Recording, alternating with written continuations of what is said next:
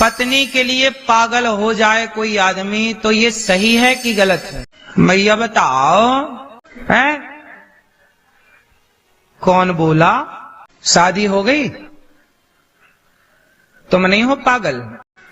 पत्नी के लिए थोड़ा रहा करो। पत्नी के लिए पागल रहोगे तो और किसी का पागलपन नहीं चढ़ेगा। पत्नी के लिए पागल नहीं होएंगे तो पड़ोसन लाइन मार लेगी। इसलिए एक में ऐसे बंधो कि दूसरा छोड़ ही ना सके। एक खूंटे में बंधो। क्यों? सही है? वरना पड़ोसन तुम्हें पकड़ ले जाएगी। और तुम भी गाना गाते रहते हो, ताकते रहते तुझको सांझ सवेरे। काम ही है इसका सांझ सवेरे ताकना। ट्रेनिंग ले रखी है नालायक ने ताकने की। और कहता है सामने वाली खिड़की में चांद का टुकड़ा चंद्रमा मामा मिलेंगे तो कान कान में मारेंगे। साले मैं ऊपर रहता हूं, खिड़की में कब चला गया? है ना? इसलिए पत्नी में पागल होना गलत नहीं है। राम पागल है पत्नी के लिए। हे सीते कहां हो, हे सीते कहां हो। कोई मर्द अपनी पत्नी से बेहद प्यार करता है, अपनी पत्नी में डूबा है, कोई बुराई नहीं। पराई औरत में उसका मन नहीं जा रहा है, अपनी पत्नी में बार बार मन लग रहा है, क्या बुराई है? बुराई तो तब है जब उसका मन पत्नी से हटकर पर नारी में जाए। बोलो हाँ। बुराई तो तब है जब पति से मन हटकर पर पुरुष में चला जाए। अपने पति में कोई डूबी है महिला तो बिल्कुल बुरी नहीं है। इसकी एक छोटी सी कथा सुनाता हूं। एक पहलवान था, नाम था धनुर्दास। क्या नाम है? धनुर्दास। उसका ब्याह ब्याह अब जितनों का हो गया है और जितनों का होने वाला है और जितनों के 50 साल हो गए, तीनों सुनना ध्यान से। एक पहलवान था, बड़ा पहलवान, सबको पछाड़ देता था। उसका हुआ ब्याह। संयोग से उसकी पत्नी बहुत सुंदर थी। इतनी सुंदर थी कि वो धनुर्दास देख करके ना बेहोश हो गया। देखा ही नहीं इतनी सुंदर और मिल और गई। अब वो होश आया तो बिना पलक झपकाए पत्नी को देखता जाए। अब वो पति पत्नी दोनों प्रेम से रहने लग गए। लेकिन वो धनुर्दास अपनी पत्नी से इतना प्यार करता कि कहीं पत्नी को मेहमानों में ले जाए तो पत्नी के आगे आगे छाता लगा के चलता, उल्टा चलता, पत्नी को देखता हुआ। पत्नी आगे आ गया, वो उल्टा पीछे की तरफ पांव रखे देखता हुआ, पलक ना झपकाए कहीं। अब तो सब हंसते उस पर, सब उसका मजाक उड़ाते, कैसा पागल आदमी है, पत्नी के लिए पीछे पड़ा है, गुलाम है, जोरू का गुलाम पत्नी का। खूब उसको, पर वो बात पर ध्यान ना देता। तुम कहते रहो पर हमें तो प्यार है तो है। अब वो उल्टा चलता, एक पल के लिए पलक नहीं झपकाता।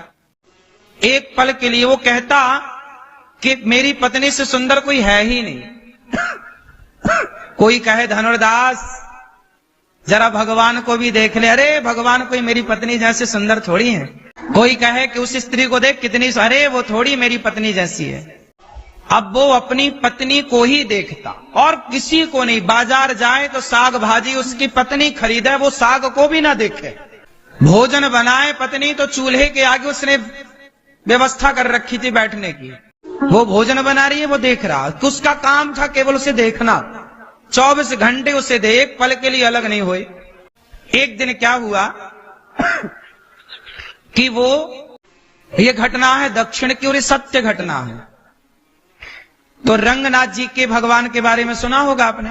रंगनाथ भगवान दक्षिण में गोदावरी नदी के तट पर रंगनाथ जी का बहुत बड़ा मंदिर है। वहां रामानुजाचार्य जी रहा करते थे।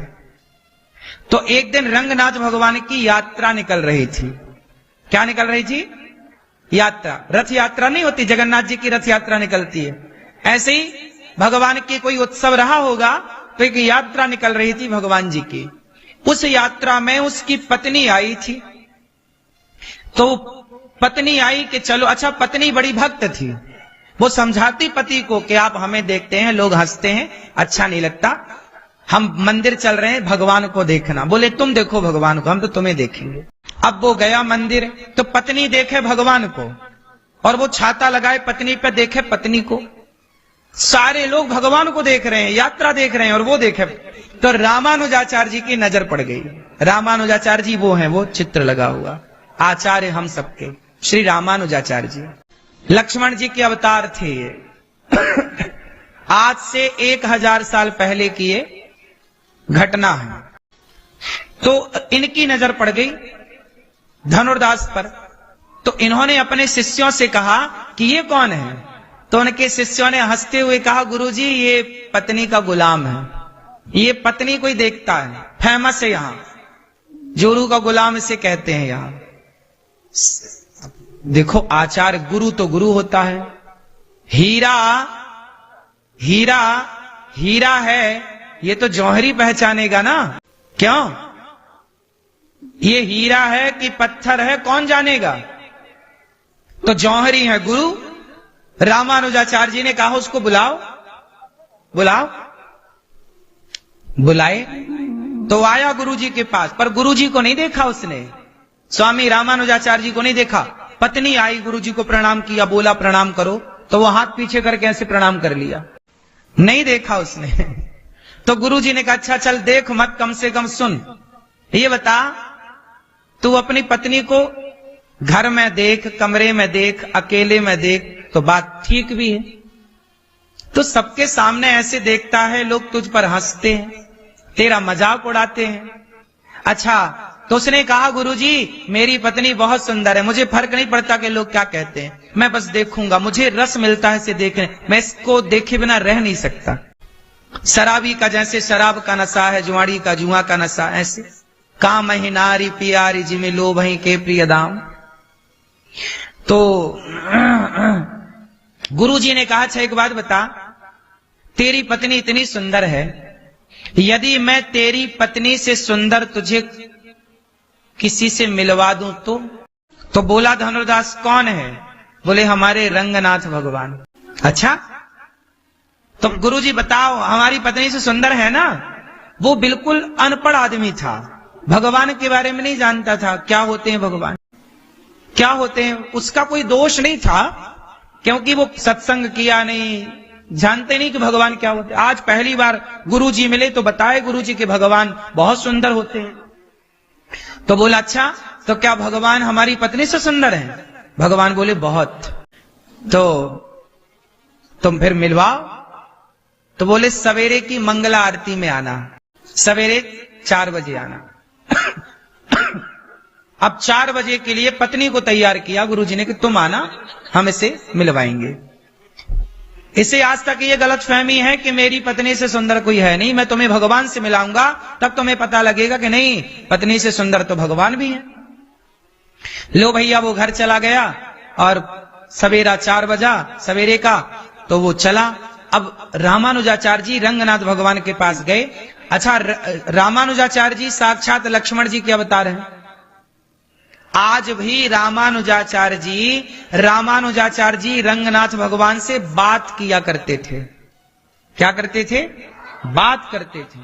जब रामानुजाचार्य जी का शरीर शांत हुआ, पूरा हुआ, तो रामानुजाचार्य जी के शरीर को ले जाकर लोग जमीन पर विसर्जित करने लग गए, समाधि देने लग गए।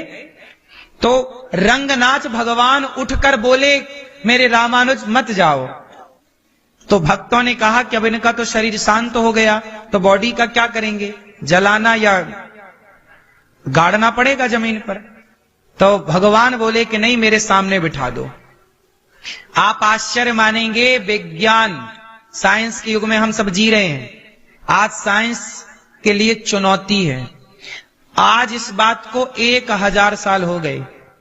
आज भी दक्षिण में आप जाओ, रंगनाथ जी के मंदिर में जाना, मंदिर में भगवान के ठीक सामने आज भी रामानुजाचार्य जी का वह शरीर आज भी रखा हुआ है। किसी का शरीर इतने टाइम तक नहीं रखा जा, और सुनो, खुले में रखा है, कोई फ्रीजर नहीं, कोई ठंडक नहीं कि फ्रीजर में रखा हो, नहीं, खुले में। कोई नहीं है इस धरती पे जिसका शरीर 5 दिन 10 दिन खुले में चल जाए सड़ जाता ना, कीड़े नहीं पड़ जाते, दुर्गंध आने लगती शरीर से। लेकिन आज भी हमारे आचार्य हम सब पर कृपा बरसाने के लिए आज भी वो शरीर के साथ विराजे हैं। श्री रामानुजाचार्य जी कहां पर है ये? दक्षिण में। किस मंदिर में? रंगम, श्री रंगम, रंगनाथ जी। बोलिए रंगनाथ भगवान की। इस धरती की सबसे पहली प्रतिमा रंगनाथ जी हैं। पता है आपको? ये कथा मैंने कई बार सुनाई है, पर अभी विषय दूसरा है, तो मैं आपको सुनाऊं कि रामानुजाचार्य जी आए भगवान के पास और भगवान से बोले, सुनो प्रभु, वो धनुर्दास आएगा 4 बजे, थोड़ा सज धज के दिख लेना है, काला ऐसी न रहना जैसे हो। भगवान का विग्रह तो काला है ना। बोले यदि ऐसे ही दिखोगे तो वो कहेगा लो ये तुम्हारे भगवान है, काला। हे प्रभु थोड़ा उसके लिए अच्छे बन जाना। अब रामानुजाचार्य जी ने भगवान से प्रार्थना, देखो गुरु का काम क्या है? गुरु का काम है कि आप शिष्य को उठाकर भगवान के चरणों तक पहुंचा देना। वो धनुर्दास पत्नी का गुलाम था। पत्नी सवेरे 4 बजे आई, मंगल आरती का टाइम हुआ, भगवान से प्रार्थना रामानुजाचार्य जी ने कर ली थी कि प्रभु थोड़ा सज धज के आना। अब जैसे ही पट खुला, पट मतलब पर्दा खुला, और भगवान का जब प्रथम दर्शन भगवान अकेले में ले जाकर रामानुजाचार्य जी ने धनुर्दास को पकड़ा कि तुम आओ यहां। पत्नी यहीं खड़ी है, पत्नी भी खड़ी थी, दोनों खड़े।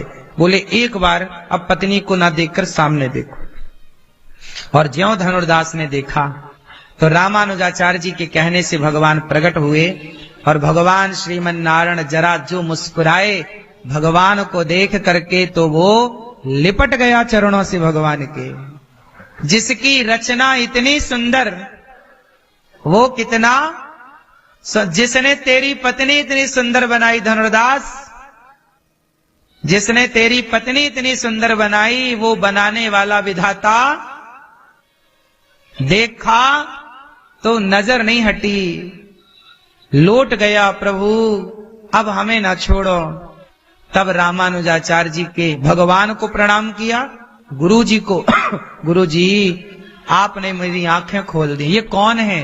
बेटा ये भगवान है। तब फिर भगवान के बारे में सब बताई, दर्शन पहले कराया, कथा बाद में सुनाई। फिर प्रीति जागी, फिर दोनों पति पत्नी को रामानुजाचार्य जी ने वहीं रखा मंदिर में। और बाद में जब दोनों रहने लग गए तो रामानुजाचार्य जी के जो शिष्य थे वो साधु विरक्त थे, और ये दोनों ठहरे गृहस्थ। तो गृहस्थ और विरक्त, तो विरक्त साधु बोले कि गुरुजी ये हमारे बीच में ये गृहस्थ काहे रखा, ये धनुर्दास ठीक नहीं है, अब दर्शन वर्शन कर लिया, जाओ घर। रामानुजाचार्य जी बोले नहीं, ये यहीं रहेगा। तब कहा कि तो गृहस्थ है, हम विरक्त हैं। तब रामानुजाचार्य जी बोले हम कल बात करेंगे। अब धनुर्दास के भीतर इतना प्रेम जागा। देखो, जो पत्नी से प्रेम करता होगा वही तो परमात्मा से भी प्रेम कर पाएगा। जो पत्नी से प्रेम ना कर सका, जो मां से प्रेम ना कर सका, जब आपने किसी से प्रेम किया ही नहीं तो प्रेम होगा कहां आपके भीतर? जब प्रेम किसी से करोगे तब ना प्रेम की धारा फूटेगी, और वो प्रेम आज पत्नी से है तो कल परमात्मा से होने की संभावना है। आज पत्नी से ही नहीं है, पति से ही नहीं है, माँ बाप से ही प्रेम नहीं है, तो तुम खाक भगवान से प्रेम करोगे? हम तुम्हें भगवान तक पहुंचने का रास्ता ही तो बता सकते हैं। प्रेम तो तुम्हें ही करना पड़ेगा, और प्रेम कहने से नहीं होता, प्रेम तो है, बस उसकी धारा मोड़नी पड़ती। कि अभी पत्नी की तरफ प्रेम का फ्लो था, अब जरा मोड़ दिया तो वही प्रेम भगवान से हो गया। बोलो हाँ। हाँ, तो धनुर्दास गृहस्थ में थे, गुरु जी ने रात, अच्छा धनुर्दास ना बड़ा आदमी था, युद्ध लड़के, वो मल्ल था ना, पैसे वैसे थे उसके। रामानुजाचार्य जी ने रात के 12 बजे एक प्रोफेशनल चोर को बुलाया। चोर को बुलाया और चोर को बुला। चोर मतलब वो चोर भी ना पहले चोर था, अब वो भी बदलकर भक्त हो चुका था, पर था रामानुजाचार्य जी की मंडली में। पहले चोर, जैसे ये पत्नी का गुलाम था अब हो गया भक्त, ऐसे ही पहले चोर था, वो हो गया था सब छोड़ छाड़ के, तो उसको चोरी करने का आइडिया था। तो आज गुरुजी ने बोला तुम यहां आओ, आज तुम्हें चोरी करनी। अरे गुरुजी हम तो छोड़ चुके हैं। नहीं नहीं, हमारे कहने से जाओ, धनुर्दास सो रहा होगा, उसकी पत्नी बगल में सो रही होगी, तुम उसकी पत्नी के गहने चुरा के ले आओ। देखो गुरु किस तरह परीक्षा लेते थे उस जमाने के, किस तरह की शिक्षाएं हुआ करती थी उस जमाने की, जरा ध्यान से सुनना इस प्राचीन इतिहास को। पति पत्नी, धनुर्दास सोया था अपनी पत्नी के पास, वो गहने, वो बड़ी सुंदर भी थी और गहने वहने भी थे, बड़ी आदमी थी, बड़े पैसे वाले, तो वो अब थे तो वहीं पर गहने तो थे ही ना। तो चोर गया और धनुर्दास तो सो ही रहा था गहरी नींद में, पत्नी सो नहीं रही थी। लेकिन जब चोर आया तो धनुर्दास की पत्नी पहचान गई कि ये तो गुरुजी के साथ रहने वाला है।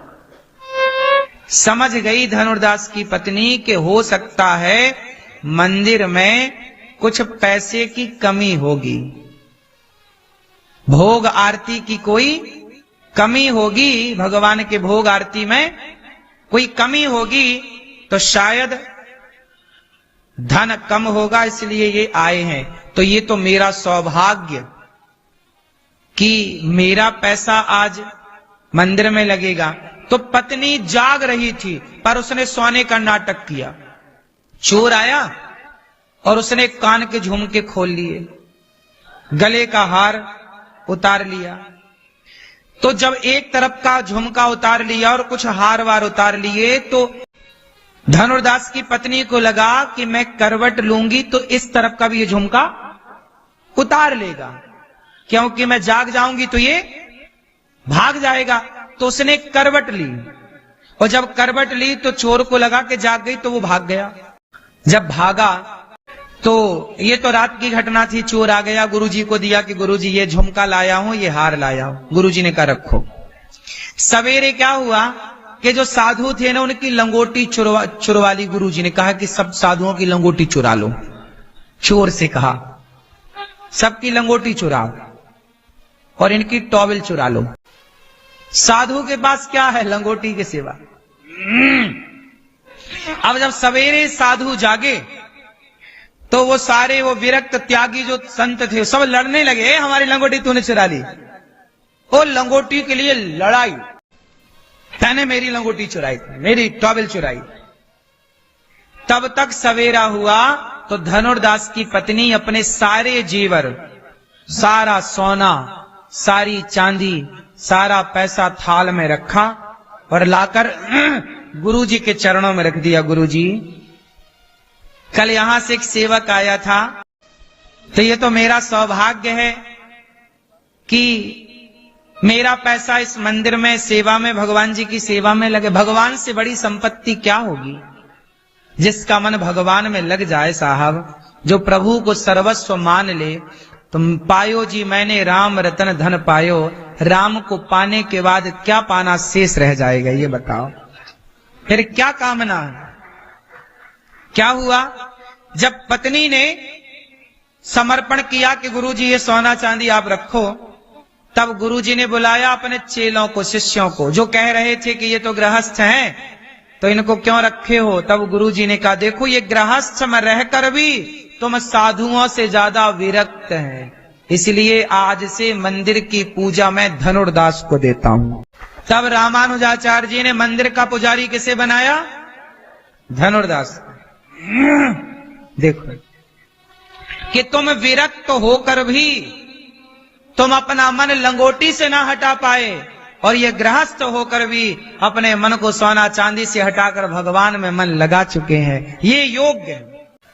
जरूरी नहीं है कि आप साधु संत ही बने ना, सबसे श्रेष्ठ आश्रम है गृहस्थ आश्रम। सबसे श्रेष्ठ आश्रम कौन है, गृहस्थ। हम गृहस्थों का सौभाग्य है कि आपके द्वार पर साधु संत भिक्षा मांगने आते हैं और हमको भगवान ने भिक्षा देने लायक बनाया। हम गृहस्थ भिक्षा देकर अपने जीवन को धन्य धन्य करते हैं कि आज हमको ईश्वर ने किसी साधु को भिक्षा देने के लायक बनाया। ये हमें सौभाग्य मिलता है, किसी साधु को यह सौभाग्य नहीं मिलता। तो नारद जी को विश्वास हुआ। नारद जी तो महिमा बताना चाहते थे, भागवत जी का उपदेश तो नारद जी ने व्यास जी को किया था, उन्हें तो सब पता था, पर महिमा प्रकट करनी थी। हरिद्वार की पावन धरती पर कथा स्टार्ट हुई, जिसे आज हर की पौड़ी कहते हैं, हरिद्वार। वहां पर कथा शुरू हुई। 4 आसन लगी, सनक सनंदन सनातन सनत कुमार। नारद जी श्रोता बन के बैठे, 3 आसन खाली लगाई भक्ति ज्ञान और वैराग्य के लिए।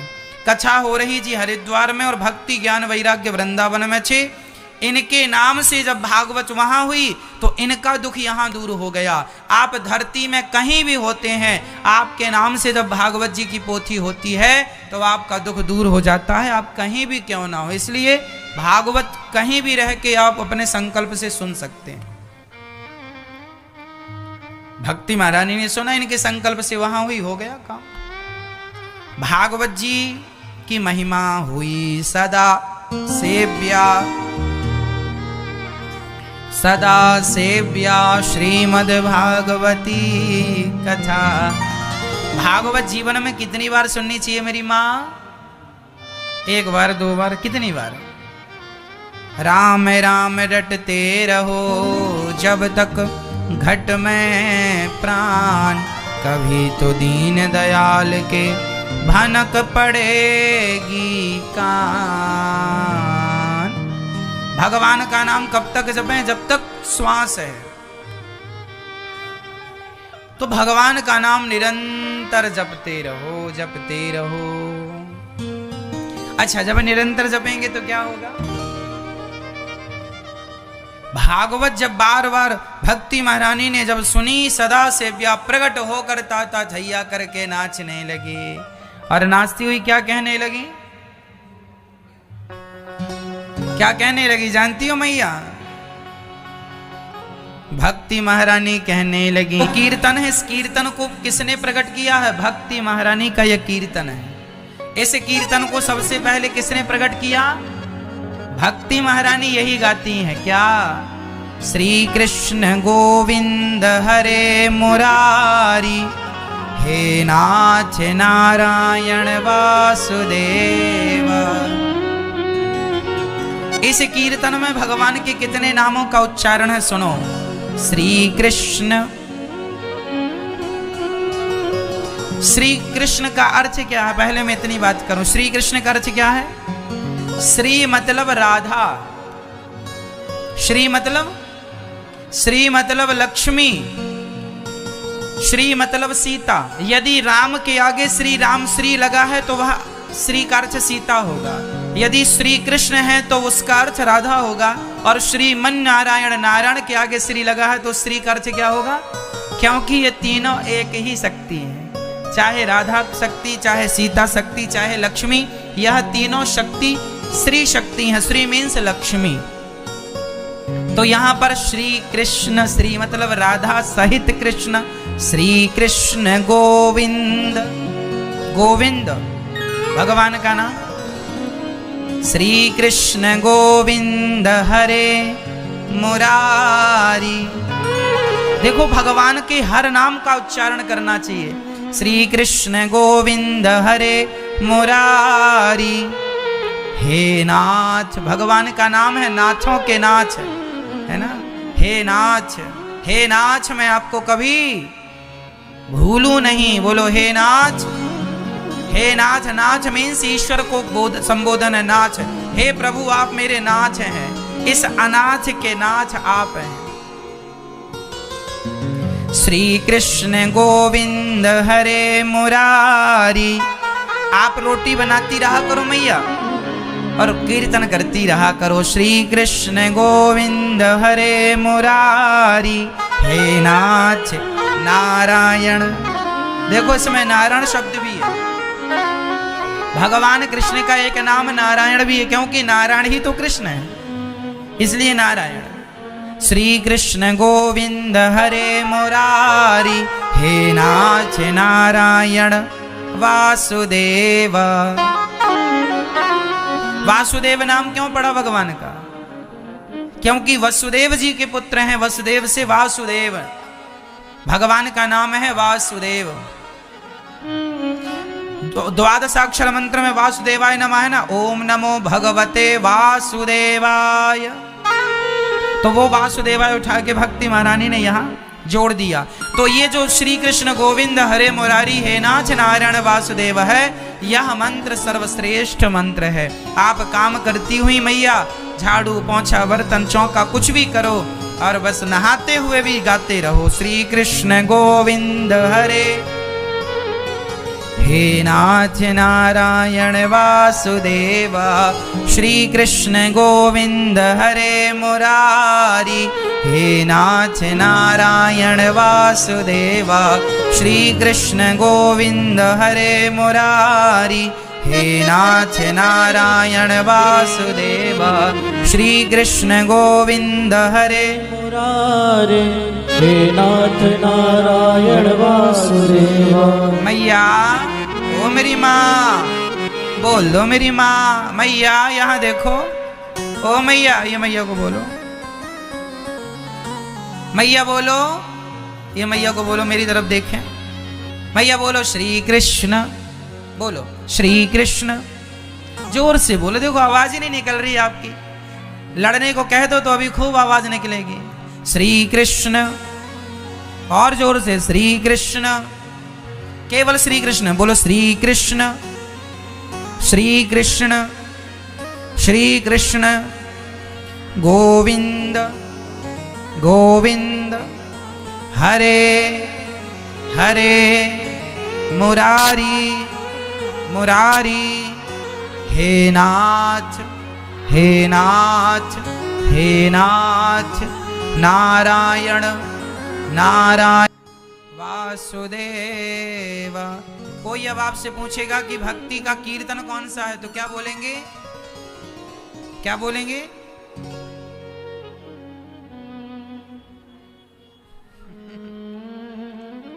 श्री कृष्ण गोविंद हरे मुरारी, हे नाथ नारायण वासुदेव। बोलते रहो तब तक जब तक याद ना हो जाए। मैया को याद नहीं होगा तब तक आज हम यही बोलेंगे। बोलो श्री कृष्ण गोविंद हरे मुरारी, हे नाथ नारायण वासुदेव। बोलो मैया, बोलो।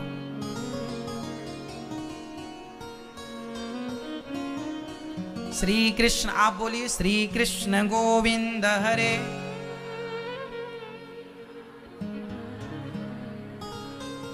आप बोलो जरा पीछे वाले भक्तों।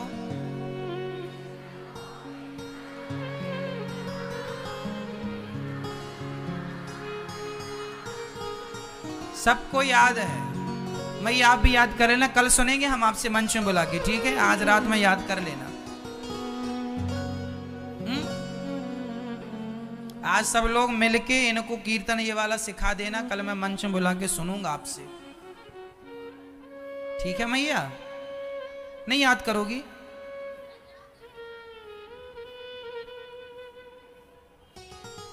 यह कीर्तन भक्ति महारानी ने गाया है, और जो भी इस कीर्तन में जितने भी नाम हैं, यह कीर्तन जो भी करता है, केवल भगवान का एक नाम भी धोखे से कोई ले ले, भव सागर से पार हो जाता। भगवान बड़े दयालु होते हैं। उल्टा नाम जपोगे तो भी काम हो जाएगा। कैसे भी जप लो भैया, जप लो, ठीक है? भक्ति सुतौ तौ तरुणौ गृहीत्वा, प्रेमैक्य रूपा सहसा विरासीत्। श्री कृष्ण गोविंद हरे मुरारी, नाथेति नामानि मुहुर्वदन्ति। कितना भी बड़ा भक्ति महारानी प्रकट हो गई, भक्ति ज्ञान वैराग्य का दुख दूर हुआ, सबके हृदय में जाकर भक्ति बैठ गई। ऐसा संतों ने कहा। भागवत कोई कितना भी बड़ा पापी सुन ले उद्धार हो जाता। कोई पापी तरा बोले हाँ, ये मान वह पाप कृतस्तु सर्वदा।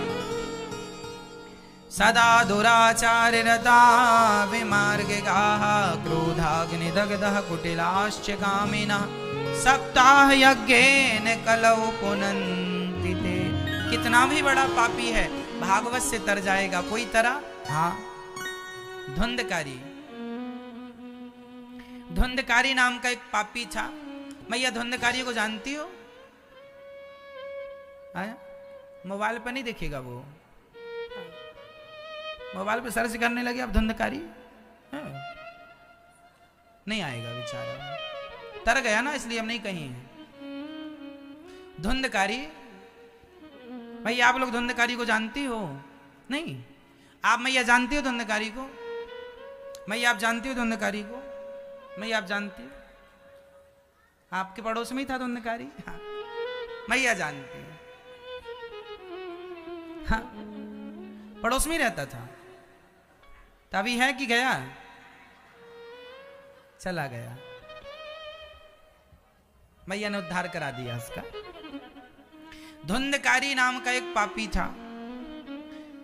वो अपने पिताजी को मारता था, अपनी माँ को भी सताए, बाप को भी सताए।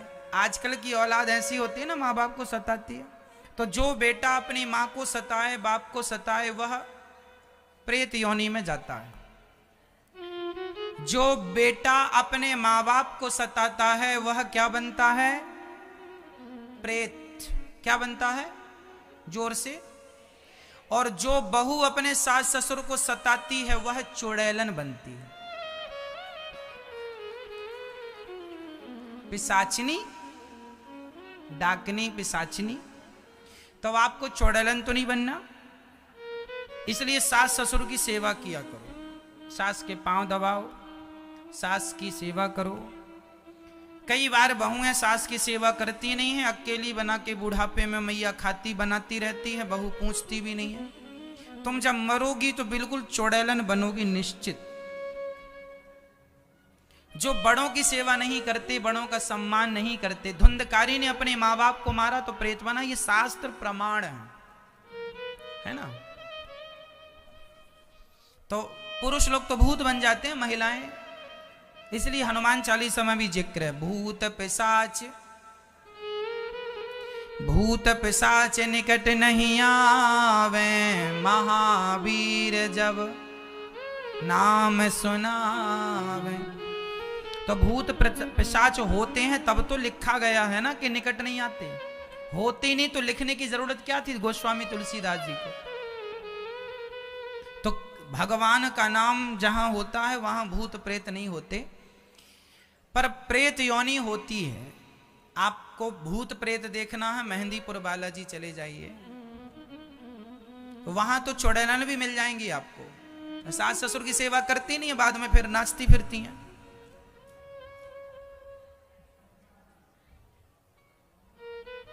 तो धुंधकारी ने अपने, मैया हमसे बात कर रही हो कि फोन से? अच्छा, याद आ गई बेटों की, बच्चों की? हाँ।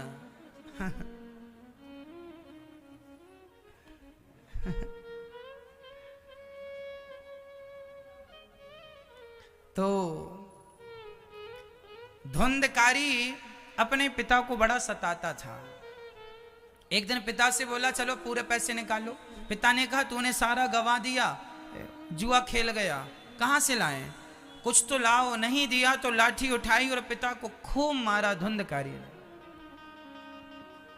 इतना मारा, इतना मारा कि पिता की पीठ बिल्कुल लाल हो गई। बड़ा सताया है। ये कलयुग के बेटे बहुत सताते हैं अपनी माता को, अपने पिता को। धुंधकारी ने जब बहुत मारा तो आत्मदेव जी रो पड़े, हे विधाता। किसी ने कहा क्यों रो रहे हैं? बोले जब बेटा नहीं था तब बेटे के लिए रो रहा था कि हे विधाता एक बेटा मिल जाए, और बेटा मिला तो भी रोना पड़ रहा है कि ऐसा नालायक बेटा क्यों मिल गया। बच्चे नालायक क्यों हो जाते हैं मैया जानती हो? माँ बाप की लापरवाही से। ये धुंधकारी क्यों बिगड़ा? इसके बिगड़ने की भी कथा है। धुंधली की जो माँ थी, एक्चुअली ये धुंधली की बहन का बेटा था। ये धुंधली ने पैसों में खरीद लिया था। तो ये जो धुंधकारी था, ये जब छोटा था तो इसकी माँ इसे पैसा दिया करती थी, जितना मांगे उतना देती थी। कभी पूछते नहीं थे कि तुमने पैसों का क्या किया, कहाँ खर्च किया। और जरूरत से ज्यादा अब धन, देखो जरूरत से ज्यादा धन दे दोगे बच्चों को, वो उसका सदुपयोग करेंगे नहीं, दुरुपयोग। धन धर्म के लिए भी होता है और धन से अधर्म भी होता है, इसलिए पैसे को विचार से खर्च करना चाहिए। गलत जगह पैसा खर्च कर दोगे तो वही पैसा आपके विनाश का कारण बन जाएगा। इसलिए पैसे का कभी दुरुपयोग ना करो। धुंधली पैसा देती गई धुंधकारी को, देती गई और धुंधकारी जुआ, शराब, वैश्याओं का संग सब कुछ करने लगा। इतना बिगड़ गया कि अपनी माँ और अपने पिता को मारने लग गया। इसलिए बच्चों को संस्कार दो, पैसा ना दो। हाँ, छोटा मोटा खर्चा है, ठीक है, क्यों जी। अब कोई छोटे से बच्चे के जेब में 1000 रुपए रख के भेजे, माँ बेटा स्कूल जा रहा, ले 1000 रुपए लेके जा। तुम भले करोड़पति हो, पर बच्चों को पैसा देना, उन्हें बिगाड़ना है या नहीं। बच्चों ने कहा माँ हमें मोबाइल दिला दो, बड़ा, माँ ने दिला दिया। माँ हमें गाड़ी दिला दो, बड़ी दिला दी। सब तुम उसके मन का करते गए। क्या परिणाम होता है? फिर एक बार कहोगे कि नहीं करेंगे तो बच्चा तुम्हारे सिर पे चढ़ जाएगा। हाँ या ना? बचपन से ही थप्पड़ मारना शुरू किया होता तो ये नौबत ना आती। इसलिए गलती करने पर बच्चों को डांटिए, गलती करने पर उनको गलती का एहसास कराइए कि देखो तुमने ये गलती की है। आजकल माँ बाप गलती का एहसास नहीं कराते बच्चों को, इसलिए बच्चे बिगड़ जाते हैं और जरूरत से ज्यादा बिगड़ जाते हैं। बाद में फिर रोता कौन है? माँ बाप को रोना पड़ता। इसलिए चाहिए ये कि बच्चों को संस्कार दिया जाए, बच्चों को कथा सुनवाया करो, बच्चों को सेवा करना सिखाओ। जब भी बच्चों का जन्मदिन आए तो गरीब फुटपाथ पे ले जाया करो बच्चों को, छोटे फुटपाथ पर रहने वाले बच्चों को टॉफी, खिलौने, कपड़े बच्चों के हाथ से बंटवाया करो। बच्चे पूछेंगे माँ ये कौन है, बताओ उनको, देखो बेटा तुम्हारे पास खाने को रोटियां हैं, रहने को घर है, ये देखो फुटपाथ पे लोग रहते हैं, इनके पास खाने को भरपेट रोटियां नहीं है, सोने को छाया नहीं है, ओढ़ने को कंबल रजाई नहीं है। कितना अच्छा बनाया है आपको विधाता ने। तुम पैसे का दुरुपयोग, शराब पी रहे हो, सिगरेट पी रहे हो, गंदी आदतों में पैसे खर्च कर रहे हो। ये माँ बाप नहीं लगाम लगाएंगे तो कौन लगाएगा? पड़ोसी आएगा। क्यों मैया? कौन आएगा? पड़ोसी आएंगे समझाने। इसलिए बच्चों का भविष्य माँ बाप के हाथों में है। लापरवाही ना करना, मजाक में ना लेना, बहुत पश्चाताप करना पड़ता है।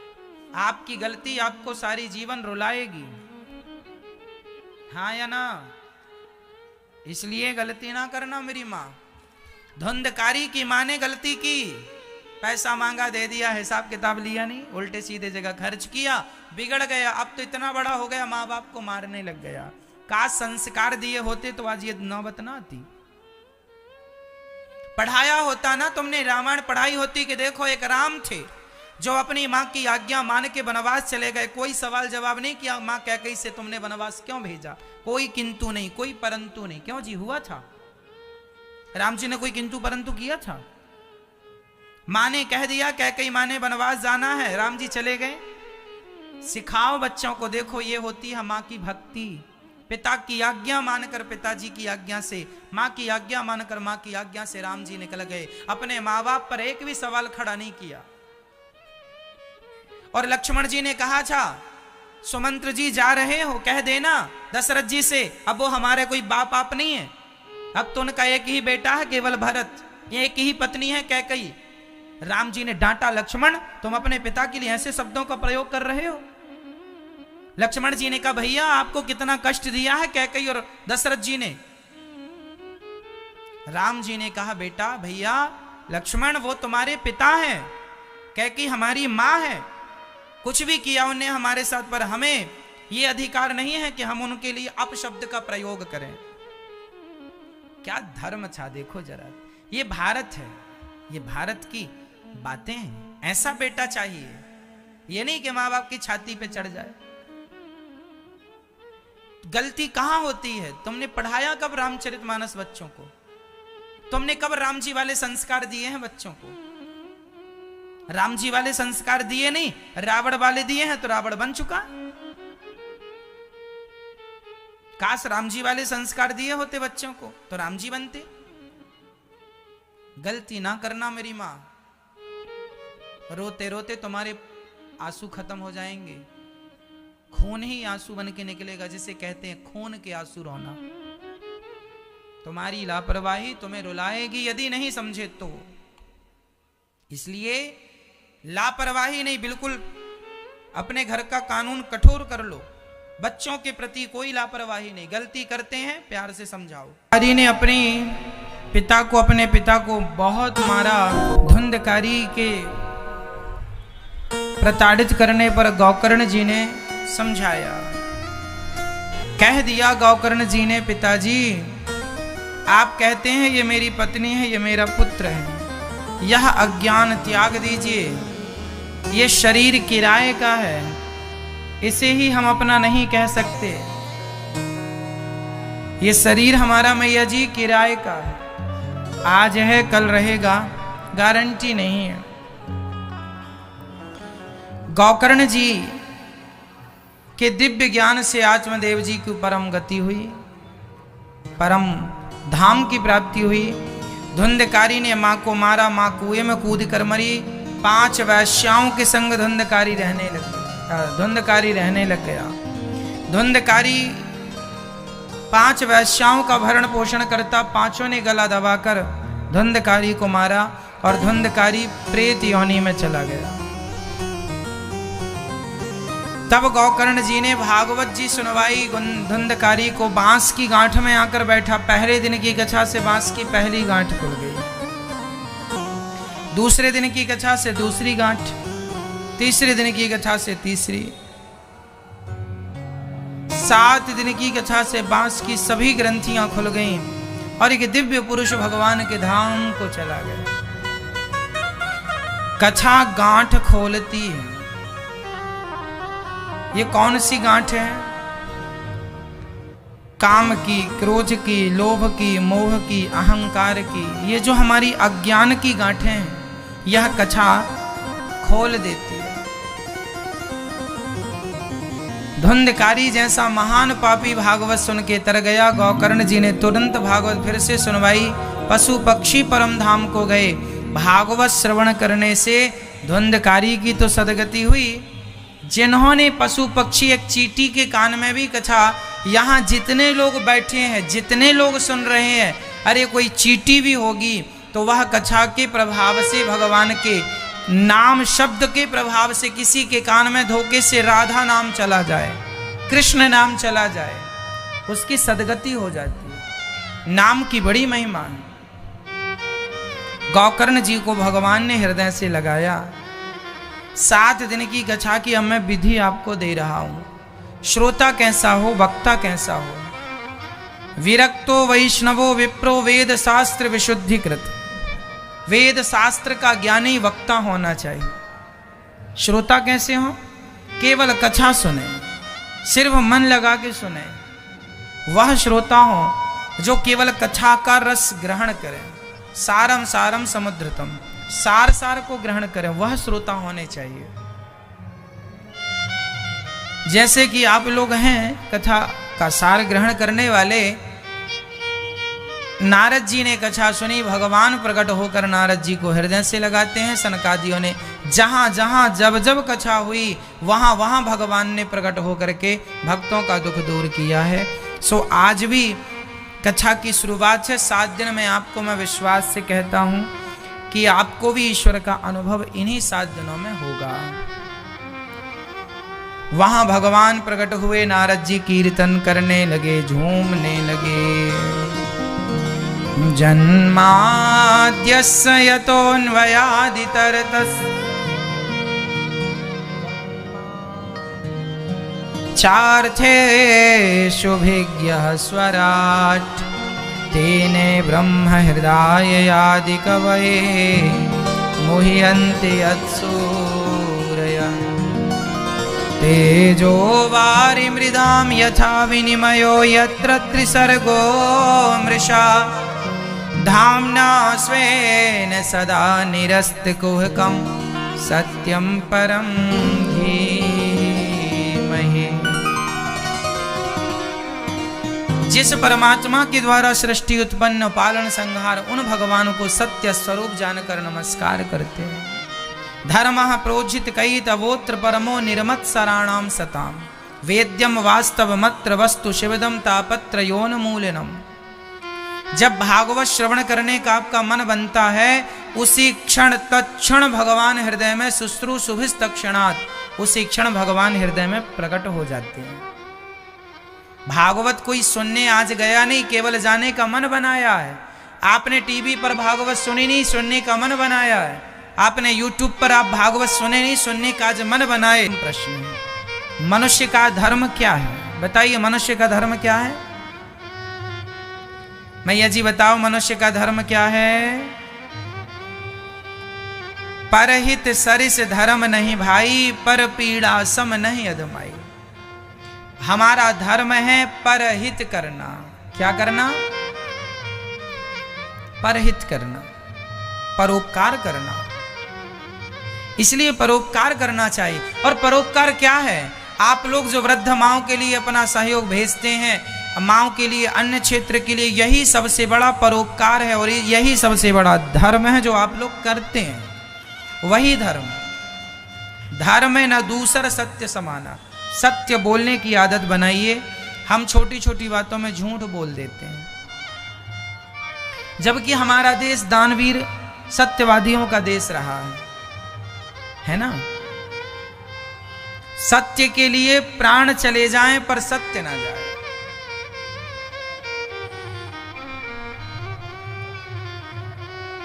एक मोरध्वज नाम के राजा थे। उनके घर में भगवान भिक्षा मांगने आए अर्जुन के साथ। ब्राह्मण बनकर आए, साथ में एक शेर लेकर के आए। मोरध्वज से भिक्षा मांगी, भिक्षाम देही। मोरध्वज बोले, महाराज आज जो मांगेंगे आपको मिलेगा। ब्राह्मणों ने कहा पहले संकल्प करो फिर मांगेंगे। मोरध्वज ने संकल्प छोड़ दिया, जो मांगेंगे आज मैं आपको दूंगा। तो ब्राह्मणों ने कहा कि हमारा शेर बाहर खड़ा भूखा है, आप अपने बच्चे को आरे से चीर कर और अपने बच्चे का मांस हमारे शेर को डालिए। चूंकि राजा वचन दे चुके थे, वाणी देखो, वाणी की कीमत क्या है मैं वो कह रहा हूं। चूंकि वचन वो दे चुके थे और वचन में देना क्या था कि बच्चे को आरे से, आरा मतलब लकड़ी चीरने का जो आरा होता, उसी से बच्चे को चीर कर देना है। चीर कर क्यों देना है? शेर बूढ़ा हो गया है, दांत गिर गए हैं, वह मांस को फाड़ नहीं सकता, तो आपको ही मांस को फाड़ के देना होगा। राजा धर्म संकट में पड़ गए कि बच्चे को मारता हूं तो पाप लगता है, और यदि नहीं देता तो दिया हुआ वचन मिथ्या हो जाएगा। तभी नन्हा सा बालक दौड़ कर आया, पिताजी आज तक आपकी वाणी मिथ्या नहीं हुई, मेरे कारण अपना धर्म ना तोड़िए।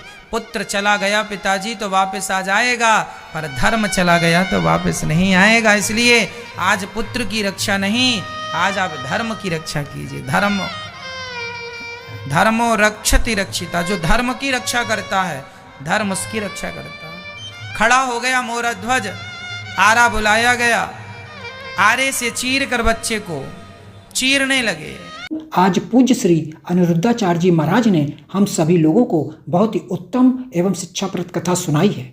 आशा करता हूं कि इस शिक्षाप्रद कथा से हम सभी लोग कुछ न कुछ शिक्षा अवश्य ग्रहण करेंगे और अपने जीवन को सुखी और सात्विक बनाने का प्रयास करेंगे। मित्रों, अगर आपको यह शिक्षाप्रद कथा पसंद आई हो तो वीडियो को लाइक करें और अधिक से अधिक लोगों को शेयर भी करें, जिससे और भी लोग महाराज जी की इस शिक्षाप्रद कथा से शिक्षा लेकर अपने जीवन को सुखी बना सकें। मित्रों, अगर आपने अभी तक हमारे चैनल को सब्सक्राइब नहीं किया है तो हमारे चैनल को तुरंत सब्सक्राइब भी कर लें, जिससे आपको नोटिफिकेशन के माध्यम से महाराज जी के शिक्षाप्रद कथा तुरंत प्राप्त हो सकें। मित्रों, तो कल फिर किसी शिक्षाप्रद कथा के साथ आप लोगों के समक्ष प्रस्तुत होंगे। तब तक के लिए जय श्री राधे।